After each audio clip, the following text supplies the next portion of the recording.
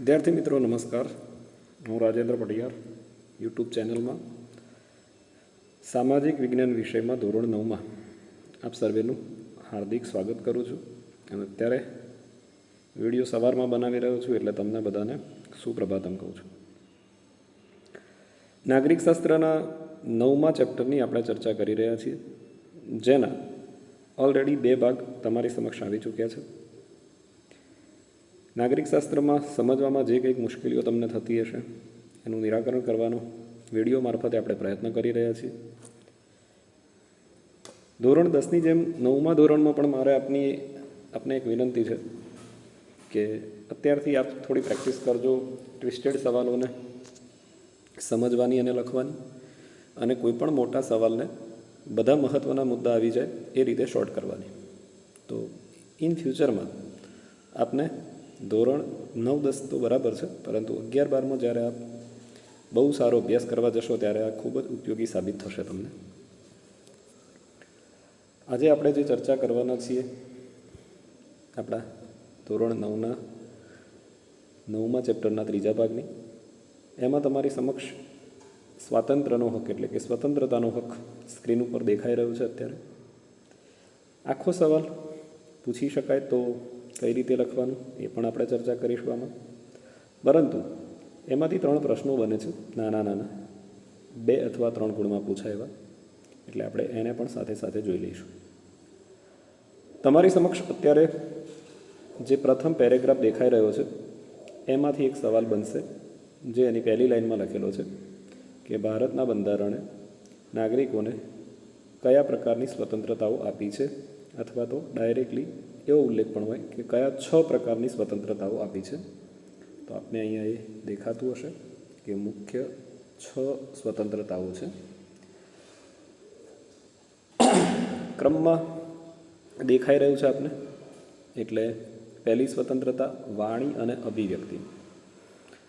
વાણી એટલે આપણે બોલી શકીએ છીએ, અને કોઈ વર્તમાનપત્ર દ્વારા અથવા તો સોશિયલ મીડિયા દ્વારા અથવા તો ટીવીના માધ્યમથી, ઇન્ટરનેટના માધ્યમથી આપણે આપણા વિચારોને અભિવ્યક્ત કરી શકીએ છીએ.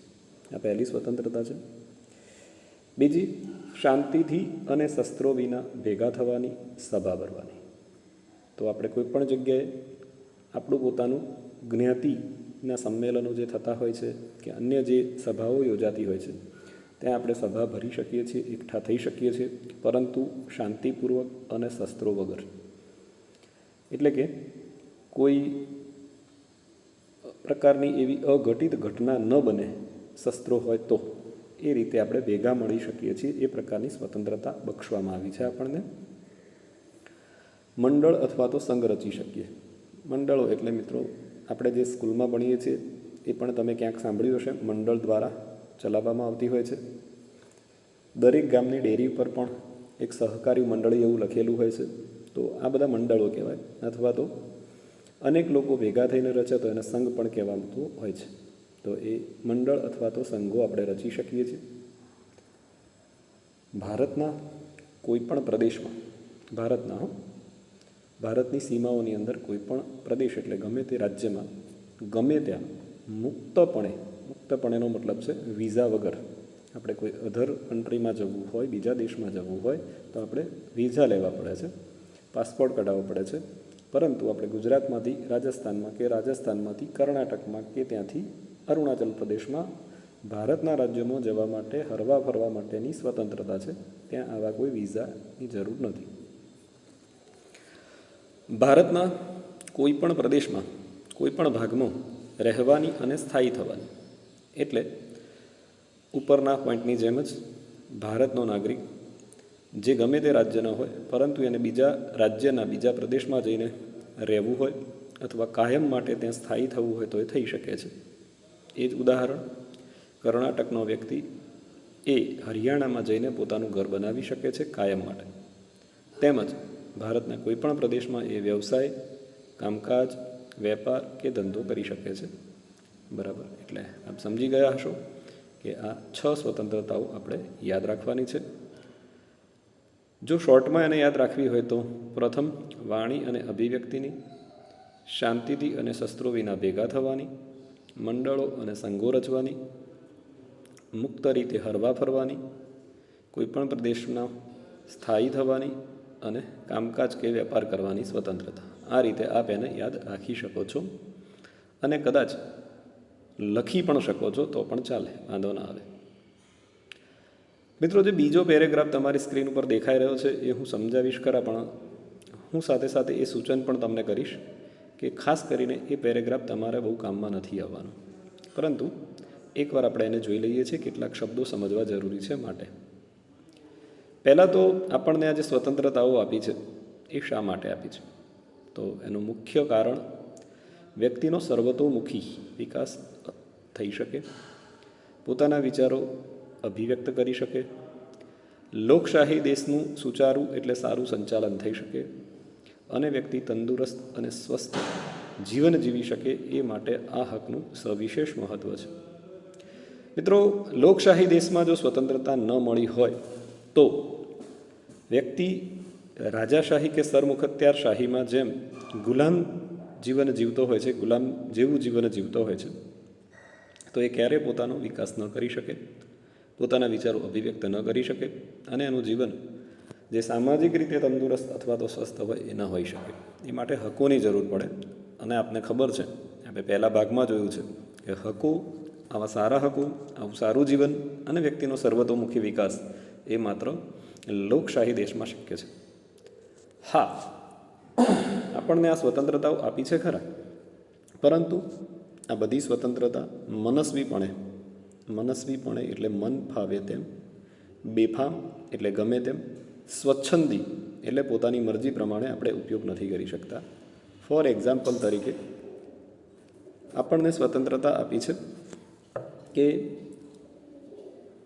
ભારતના નાગરિકો ગમે તે રીતે વાણી અને પોતાના વિચારોની અભિવ્યક્તિ કરી શકે છે, પરંતુ એનો સીધો મતલબ એવો નથી થતો કે આપણે કોઈ સામેવાળી વ્યક્તિને ગમે તેવા ગંદા શબ્દો બોલી શકીએ.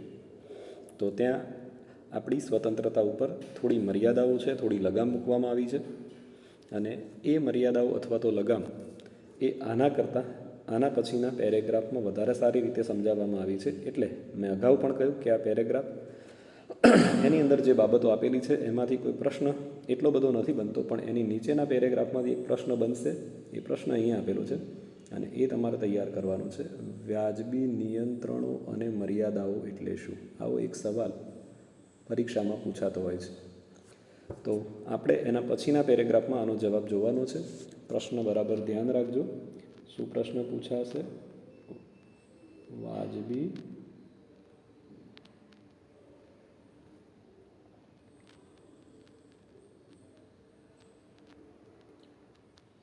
નિયંત્રણો અને મર્યાદાઓ એટલે શું?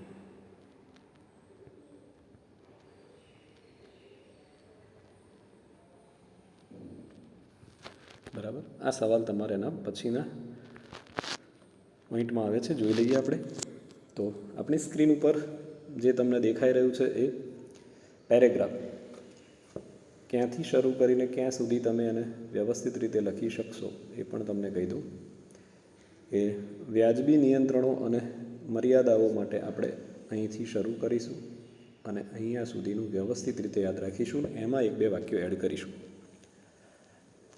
મિત્રો, આપણે આપણા વાણી અને વર્તન દ્વારા આપણા વિચારો અભિવ્યક્ત કરી શકીએ છીએ એવી સ્વતંત્રતા આપણા બંધારણે સ્વાતંત્ર્યના હક દ્વારા આપણને આપી છે. આ સ્વતંત્રતા આપણે 3 રીતે વ્યક્ત કરી શકીએ છીએ. એક લેખિત, બીજું મૌખિક અને ત્રીજું આંગિક. અહીંયા તમને આગળ દેખાતું હશે ઉપર લેખિત. લખીને, બોલીને અથવા આપણા અંગોના અભિનય દ્વારા આપણે આપણી આ સ્વતંત્રતાને વ્યક્ત કરી શકીએ છીએ. પરંતુ આપણે અગાઉ પણ વાત કરી કે જો આ સ્વતંત્રતા અમર્યાદિત હોય, એટલે મર્યાદા બહાર હોય, નિરંકુશ એટલે કોઈના પર અંકુશ ન હોય તો ન ચાલે, કારણ કે વ્યક્તિ બીજાનું ગમે તે ભાષામાં ગમે તે શબ્દોમાં અપમાન કરી શકે છે. તો એના પર નિયંત્રણો મૂકવા જરૂરી છે. જેમ આપણે સ્કૂલમાં આવીએ છીએ ખરા, પરંતુ કેટલાક નિયમો આપણે પાળવા જરૂરી છે. આપણે ઘરમાં રહીએ છીએ ખરા, પરંતુ ત્યાં પણ કેટલાક નિયમો જરૂરી છે, જો મિત્રો આ સ્કૂલના કે ઘરના નિયમો ન હોય તો વિચારો આપણો સમાજ કેવો હોઈ શકે છે. તો એ મર્યાદા સાથે આપણે આપણી સ્વતંત્રતા ભોગવવાની છે. તો હવે કઈ સ્વતંત્રતા ઉપર આ મર્યાદાઓ મૂકેલી છે? તો એમાં પ્રથમ છે દેશનું સાર્વભૌમત્વ અને અખંડિતતા.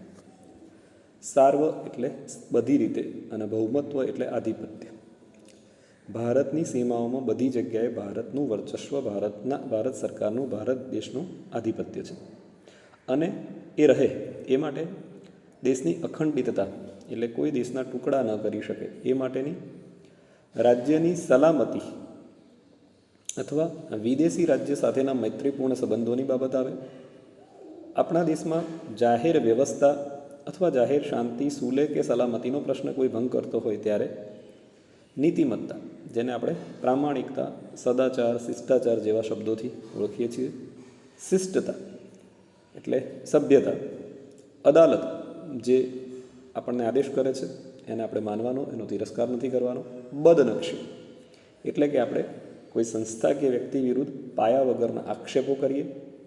ગુનાની, હિંસાની ઉશ્કેરણી, કોઈ પણ એવી જગ્યાએ જાણી જોઈને એવા શબ્દો બોલવામાં આવે જેથી કરીને લોકો ઉશ્કેરાય અને ત્યારબાદ હિંસા થાય, તો આ પ્રકારની બાબતો એના ઉપર નિયંત્રણો મૂકી છે. એટલે અહીંયા તમારે ખાસ સમજવાનું છે કે વ્યાજબી નિયંત્રણો અને મર્યાદાઓ એટલે શું. તો એક તરફ આપણી સરકાર એટલે કે આપણું બંધારણ આપણને સ્વતંત્રતા આપે છે, પરંતુ એ સ્વતંત્રતાઓ મનસ્વી રીતે, સ્વચ્છંદી રીતે, મન ભાવે તેમ બેફામપણે વ્યક્તિ ઉપયોગ ન કરે, નિરંકુશ અથવા અમર્યાદિત રીતે એને ન વર્તવામાં આવે એ માટે કેટલાક વ્યાજબી નિયંત્રણો મૂકવામાં આવ્યા છે. અને એ ખાસ કરીને આ બાબતો પર આ વ્યાજબી નિયંત્રણો મુકાયા છે અને એ સ્વતંત્રતાઓ એ વ્યાજબી નિયંત્રણો અથવા મર્યાદાઓ હેઠળ આપણે ભોગવવાના રહે છે. એની અંદર કોઈપણ પ્રકારની આપણે ફેરફાર કરી શકતા નથી. હવે એના પછીનો જે પેરેગ્રાફ છે એ સ્વતંત્રતાના હકમાં બહુ એટલો બધો તમારે લખવાનો નથી હોતો. એમાંથી માત્ર કેટલાક મુદ્દાને આપણે સમજીશું. જેમ કે એક હેતુલક્ષી સવાલ છે તમારો. વર્ષ 2009 એની અંદર એક હક ઉમેરવામાં આવ્યો. કેટલા વર્ષ સુધીના? તો 6 થી 14 વર્ષ સુધીના તમામ બાળકોને નિઃશુલ્ક એટલે મફત અને ફરજિયાત શિક્ષણ. કયું શિક્ષણ? તો પ્રાથમિક શિક્ષણ મેળવવાનો અધિકાર. આપણા 6 હકો સાથે આને પણ એક મૂળભૂત હક હવે ગણવામાં આવે છે. એટલે આપણો એક અધિકાર વધ્યો એવું આપણે કહી શકીએ. હવે કેટલાક મુદ્દાને તમે સમજવાની કોશિશ કરજો. ગુનાના સમયે વ્યક્તિનું કૃત્ય ગુનો ન ગણાતું હોય તો તેને સજા ન કરી શકાય. ગુનાના સમયે વ્યક્તિનું કૃત્ય ગુનો ન ગણાય. દાખલા તરીકે એક શિક્ષક એક વિદ્યાર્થીને મારે છે, તો એ શિક્ષકનું મારવું એ ખોટું છે, પરંતુ એ એના સારા માટે મારે છે, તો ત્યાં એનું કૃત્ય ગુનો ગણાશે નહીં, તો એ માટે એને સજા નથી થઈ શકતી. સજાની નિર્ધારિત જોગવાઈથી વધુ એટલે કે દરેક આપણા બંધારણમાં દરેક ગુનાની એક સજા નક્કી કરેલી છે. નિર્ધારિત એટલે નક્કી. આ નક્કી કરેલી સજાથી વધારે સજા એક ગુના માટે ન થઈ શકે વ્યક્તિને, તેમજ એકના એક ગુના માટે એકથી વધુ વખત વ્યક્તિને સજા ન થઈ શકે. એટલે કે કોઈ વ્યક્તિએ 1 ખૂન કર્યું, 2 ખૂન કરે કે 3 ખૂન કરે, પરંતુ એના માટે એક જ સજા નક્કી કરવામાં આવી છે, તો એને 3 વાર કંઈ ફાંસી આપી શકાતી નથી. કોઈપણ વ્યક્તિને એના અંગત જીવન કે સ્વતંત્રતાથી વંચિત ન કરી શકાય. એટલે ઇન શોર્ટ, એકદમ સીધું પૂરું કરું તો એનું જીવન આપણે છીનવી ન શકીએ. એને આપણી ભાષામાં કહીએ તો એનો મૃત્યુ આપણા હાથમાં નથી, એ ભગવાનના હાથમાં છે. કદાચ કોઈ વ્યક્તિએ ગુનો કર્યો તો એની ધરપકડ કરવામાં આવે છે, પરંતુ ધરપકડ કરવાના કારણોની શક્ય એટલી ત્વરા એટલે ઝડપથી, જલ્દીથી જાણ કર્યા સિવાય એને કસ્ટડી એટલે જેલમાં ન રાખી શકાય. એને પહેલાં એનું કારણ બતાવવું પડે કે અમે કયા કારણથી તારી ધરપકડ કરી છે, જેને આપણે વોરંટ કહીએ છીએ. કોઈપણ વ્યક્તિ તમે મૂવીમાં કે એમાં જોયું હશે કે વોરંટ છે અને ધરપકડ કરવા આવ્યા છો, તો આવું માગતા હોય છે, તો એને કસ્ટડીમાં નથી રાખી શકાતો. તેમજ એને જે ગુનો કર્યો છે કે નથી કર્યો, જ્યાં સુધી સાબિત નથી થતું ત્યાં સુધી એ ગુનેગાર નથી. માટે એને પસંદગીના ધારાશાસ્ત્રી એટલે કે વકીલની સલાહ લેવાનો અને પોતાનો બચાવ કરવાનો અધિકાર છે. આપણું જે ન્યાયતંત્ર છે એ બાબત ઉપર હંમેશા ચાલે છે કે 100 ગુનેગાર ભલે છૂટી જાય, પરંતુ એક નિર્દોષ વ્યક્તિને સજા ન થવી જોઈએ. અને એટલા માટે અહીંયા કોઈ પણ વ્યક્તિને ધરપકડ કરવામાં આવે ત્યારે એની જાણ કરવામાં આવે છે. જાણ કર્યા પછી એ પોતાના વકીલ દ્વારા પોતાનો બચાવ કરી શકે છે. તેમજ ધરપકડ કરાયેલું જે વ્યક્તિ છે એને 24 કલાકની અંદર મેજિસ્ટ્રેટ સમક્ષ રજૂ કરવામાં આવશે.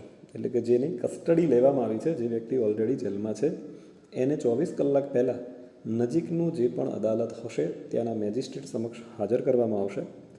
મેજિસ્ટ્રેટ એ નક્કી કરશે કે એને વધારે સમય સુધી જેલમાં રાખવો કે નહીં. પોલીસ જેણે ધરપકડ કરી છે એને મેજિસ્ટ્રેટની પરવાનગી વગર 24 કલાકથી વધારે ધરપકડ ન કરી શકે, એટલે ધરપકડ કરી શકે પરંતુ કસ્ટડીમાં ન રાખી શકે. આ એક સાદા નિયમો છે અને ભારતના એક વ્યક્તિ તરીકે આપણે એને ધ્યાનમાં લેવાના છે મિત્રો. હવે છેલ્લો જે પોઈન્ટ છે તમારો સ્વતંત્રતાના હકમાં, નિવારક અટકાયત એટલે પ્રતિબંધિત અટકાયત. હું માનું ત્યાં સુધી આ જે મુદ્દો છે ને એ 2 માર્કના ગુણમાં સૌથી વધારે પૂછાય છે. આપણે જે અત્યારે સ્વતંત્રતાનો હક ભણીએ છીએ મિત્રો, એમાં ઓલરેડી 3 પ્રશ્નો છે. 2 તમારી સામે આવી ગયા. એક, ભારતના બંધારણે નાગરિકોને કઈ મૂળભૂત સ્વતંત્રતાઓ આપી છે? તો એ 6 સ્વતંત્રતાઓ. બીજો સવાલ આવી ગયો, વાજબી નિયંત્રણો અથવા મર્યાદાઓ એટલે શું? તો આપણે એ પણ લખવાનો છે. અને આ ત્રીજો સવાલ, નિવારક અટકાયત એટલે શું? તો પહેલાં જોઈ લઈએ, પછી ચર્ચા કરીએ આપણે. રાજ્યને જ્યારે એમ લાગે કે કોઈ વ્યક્તિ તરફથી કોઈ ગુનાહિત કૃત્ય કે પ્રવૃત્તિ થવાની સંભાવના છે, બરાબર, એટલે રાજ્યને જ્યારે એમ લાગે છે કે કોઈ વ્યક્તિ ગુનો કરી શકે છે, તો એ સમયમાં સાવચેતીના પગલાં તરીકે એની આ ધારા હેઠળ એટલે કે નિવારક અટકાયત નામનો એક જે કાયદો બનાવેલો છે આપણા બંધારણમાં, એ પ્રમાણે એ વ્યક્તિની ધરપકડ કરી શકાય છે. હવે જે વ્યક્તિની ધરપકડ કરી છે, સામાન્ય રીતે મિત્રો ધરપકડ કોની કરવામાં આવે? તો જેણે ગુનો કર્યો હોય અથવા તો ગુનો કર્યો છે એવી શંકા હોય. પણ અહીંયા તમે જોઈ શકો છો કે ગુનાહિત કૃત્યો થવાની હજુ સંભાવના છે, મતલબ કે એ વ્યક્તિ ગુનેગાર તો છે જ નહીં, ગુનો કરેલો નથી. એટલે અહીંયા આ વ્યક્તિની ધરપકડ કરવાનો જે હેતુ છે એ એની ધરપકડ માટે શિક્ષા કરવાનો નથી. ખાસ ધ્યાન રાખજો, એ વ્યક્તિને શિક્ષા કરવા માટે ધરપકડ નથી કરવામાં આવી. એણે ગુનો કર્યો છે એવું સાબિત પણ નથી થતું, પરંતુ રાજ્ય, સમાજ કે કોઈ વ્યક્તિ વિરુદ્ધ ગુનાહિત કૃત્ય કરતો તેને અટકાવવાનો છે. હવે હું તમને એક ઉદાહરણથી સમજાવીશ. અહીંયા દાખલા તરીકે હું અમદાવાદમાંથી વાત કરું છું, અન્ય કોઈ મિત્રો જો આ વિડીયો જોતા હોય તો અમદાવાદમાં એક સુપ્રસિદ્ધ રથયાત્રા નીકળે છે અષાઢી બીજના દિવસે. કેટલાક તોફાની તત્વો એવા હોય છે કે જેમના ઉપર હંમેશા એવી સંભાવના કે શંકા હોય છે કે રથયાત્રામાં કંઈક બવાલ ઊભી કરી શકે, અથવા તો એ રથયાત્રા વિવિધ વિસ્તારોમાંથી પસાર થવાની હોય છે, માટે આખા રાજ્યની શાંતિ ભંગ થઈ શકે એ માટેનો પ્રયત્ન કરી શકે છે. આવું જ્યારે રાજ્યને લાગે તો એ રથયાત્રાના લગભગ અઠવાડિયા 10 દિવસ પહેલાં આવા કેટલાક લોકોની જેનો ગુનાહિત ઇતિહાસ હોય, એક સામાન્ય નિર્દોષ નાગરિકને પોલીસ ધરપકડ નથી કરતી, પરંતુ જેનો ગુનાહિત ઇતિહાસ હોય, જેનાથી આવી પ્રવૃત્તિ થવાની સંભાવના હોય, એને એડવાન્સમાં અગાઉ રથયાત્રા પહેલાં, એક્ઝામ્પલ જો મિત્રો આવું કરે છે કે નથી કરતા એ પ્રોપર મને પણ ખબર નથી, પણ મોટે ભાગે આવું થતું હશે, તો એની ધરપકડ કરી અને એને કસ્ટડીમાં રાખશે. અને જેવી રથયાત્રા પૂરી થશે એના અમુક દિવસો પછી કદાચ એને છોડી પણ દેતા હશે. એટલે એકલું રથયાત્રા નહીં, પરંતુ જ્યારે આવું કંઈક જાહેર પ્રોગ્રામ કે શાંતિ સલામતીની સામે પ્રશ્ન આવતો હશે, ત્યારે પોલીસ દ્વારા આ નિવારક અટકાયત હેઠળ ધરપકડ કરી શકાશે. હવે તમે વિચારો કે એનો હેતુ કેટલો સારો છે. એકચ્યુઅલીમાં જેની ધરપકડ કરવામાં આવે છે એ વ્યક્તિ ગુનેગાર તો છે, એટલે ભૂતકાળમાં ગુનેગાર છે, પરંતુ જ્યારે એની ધરપકડ કરવામાં આવે છે ત્યારે એ ગુનેગાર નથી. પરંતુ 2 ફાયદાથી, એટલે કે 2 ખાસ હેતુથી એની ધરપકડ કરવામાં આવે છે. પહેલો હેતુ છે એ વ્યક્તિ પોતે ગુનો ન કરે, અને બીજો સૌથી મોટો હેતુ છે કે રથયાત્રા કે અન્ય જાહેર પ્રસંગમાં, બહુ મોટા ધાર્મિક પ્રસંગોમાં બહુ મોટી માત્રામાં લોકો એકત્રિત થતા હોય છે, અને આની અંદર એક નાનું એવું છમકલું, એટલે કે નાનો એવો બોમ્બ કે એ થાય તો બોમ્બથી મૃત્યુ પામનારા કે એવી નાની એવી કોઈ એવી ખરાબ એ લોકો જે કાર્યો કરતા હોય છે એનાથી મૃત્યુ પામનારા લોકોની સંખ્યા ઓછી હોય, પરંતુ જ્યારે હજારો લાખોની સંખ્યામાં ભીડ હોય અને ત્યાં જ્યારે ભાગદોડ થાય ત્યારે કદાચ એનાથી મૃત્યુ પામનારા લોકોની સંખ્યા વધી જતી હોય છે, તો ઘણી બધી જાનહાનિ કે કદાચ એના દૂરગામી પરિણામો પણ ઘણા બધા સમાજને કે રાજ્યને ભોગવવા પડતા હોય છે. તો આવું ન થાય એ માટે આ વ્યક્તિને ધરપકડ કરવામાં આવે છે. એટલે આપ સમજી ચોક્કસ ગયા હશો કે એ વ્યક્તિ એ સમયે ધરપકડ કરે છે ત્યારે ગુનેગાર નથી, પરંતુ એનો હેતુ ખૂબ સારો છે. હવે એના કેટલાક નિયમો પણ છે કે આ ધરપકડ જે કરવામાં આવે છે એ વ્યક્તિને વધુમાં વધુ 3 માસ કરતાં, આ યાદ રાખજો, વધુ સમયમાં રાખી ન શકાય, એટલે કે અટકાયત કરવાની સત્તા નથી. પરંતુ ન્યાયાધીશ વડી અદાલતના જે છે એ અથવા તો સલાહકાર બોર્ડના અભિપ્રાયના આધારે એનો અટકાયત હુકમ રદ પણ કરી શકાય છે. કેટલો સમય સુધી એની અટકાયત રાખવી એનો નિર્ણય રાજ્ય સરકાર કરી શકે છે. કે માની લો કે રથયાત્રા પૂરી થઈને બીજો કોઈ કાર્યક્રમ આવતો હોય તો એને વધારે સમય સુધી કસ્ટડીમાં રાખવાની સત્તા રાજ્ય સરકારની છે. મિત્રો, તમારી સમક્ષ અહીંયા જે સવાલ આપણે સમજાવવાની કોશિશ કરી છે ખૂબ સારો સવાલ છે. નિવારક અટકાયત એટલે શું? મારો સંપૂર્ણ એવો નિષ્ઠાથી પ્રયત્ન છે કે આપ ખૂબ સુંદર રીતે આને તૈયાર કરો, કારણ કે 2 માર્કમાં લગભગ દરેક સ્કૂલની અંદર આ સવાલ પૂછાતો હોય છે. અહીંયા આપણો આજનો ભાગ પૂરો કરીએ, કારણ કે આપણા વિડીયોની થોડીક મર્યાદાઓ છે, અમુક મિનિટોની. એટલે તો હું તમને ફરીથી એકવાર યાદ કરાવી દઉં કે તમારે કયા 3 સવાલ કરવાના છે. તો આપણો પ્રથમ સવાલ છે અહીંથી કરવાનો 2 માર્ક્સનો. ભારતના નાગરિકોને કયા 6 પ્રકારની સ્વતંત્રતાઓ આપવામાં આવી છે? બીજો જે પેરેગ્રાફ તમને અહીંયા જોવા મળે છે એમાંથી કંઈ ખાસ તમારે કરવાનું થશે નહીં, એટલે એ નહીં યાદ રાખો તો ચાલશે.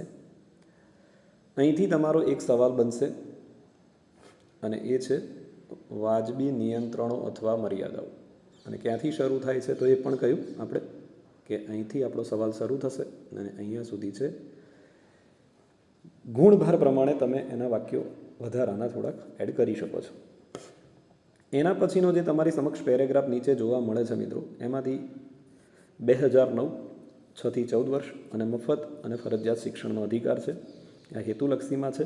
એની નીચેના વાક્ય રચનાની બહુ ખાસ તમારે ક્યાંય સ્વતંત્રતાનો હક આખો પૂછાય તો જ જરૂર પડશે, બાકી ક્યાંય જરૂર વધારે પડવાની નથી. અને સૌથી લાસ્ટની વાત કરીએ તો નિવારક અટકાયત. આ મુદ્દો હંમેશા આપણે યાદ રાખવાનો છે ને છે, કારણ કે મિત્રો આ વધારે પૂછાય એવો પ્રશ્ન. ટોટલ 3 પ્રશ્નો. કંઈ ના કરો એવા વિદ્યાર્થીઓની વાત કરું તો માત્ર 3 પ્રશ્નો છે. 3 કયા? તો મૂળભૂત 6 સ્વતંત્રતાઓ, 2 સહેલા પહેલાં બોલું છું, પછી નિવારક અટકાયત એટલે શું, અને ત્રીજો વ્યાજબી નિયંત્રણ અને મર્યાદાઓ. આ 3 તૈયાર કરો એટલે તમે કંઈ ના કરો તો સ્વતંત્રતાના હકમાં 3 પ્રશ્નોના જવાબ લખો તો પણ સ્વતંત્રતાનો હક તમારો થઈ જાય. એટલે તમે કંઈ ના કરો તો આ 3 પ્રશ્નો આમાંથી સારી રીતે કરી લેજો. અને અહીંયાથી જે આપણે તમને સમજાવવાની કોશિશ કરી છે, મને તો એવું લાગે છે કે લગભગ તમે સમજી તો ગયા હશો. બાય ચાન્સ ક્યાંક તકલીફ હોય તો અમારી સાથે નજીકથી જોડાયેલા સ્કૂલ અથવા અન્ય વિદ્યાર્થીઓ એ બાય ફોનથી કોન્ટેક્ટ કરી શકે છે. વિડીયો એ આપણે બહુ જાહેર હવે નથી કરતા, મોટે ભાગે અનલિસ્ટેડમાં મૂક્યા છે, એટલે ગમે તે વ્યક્તિ ગમે તે વિદ્યાર્થી આને જોઈ ન શકે. માત્ર જેની પાસે લિંક હશે એને જ હવે જોવા મળશે એવી વ્યવસ્થા આપણે કરી દીધી છે, બરાબર. એટલે આપ પણ અમારા વિડીયો આપ સુધી સીમિત રાખશો. આપણે એને બહુ જાહેરમાં લાવવાની જરૂર નથી, કારણ કે કોપી એની બહુ થવા લાગી છે આજકાલ. એટલા માટે તો હું અહીંયા રાજેન્દ્ર પડિયાર અહીંયા અમારો આ 9મા પાઠનો 3જો ભાગ એ પૂર્ણ કરું છું. અને એવી અપેક્ષા રાખું છું કે આ હકમાં અત્યાર સુધીમાં બહુ ઓછા વિદ્યાર્થીઓને વધારે સારી ખબર પડી છે અને એમાં તમારો સમાવેશ થશે એવી અપેક્ષા સાથે જય હિન્દ, જય ભારત, જય દ્વારકાધીશ, જય સ્વામિનારાયણ.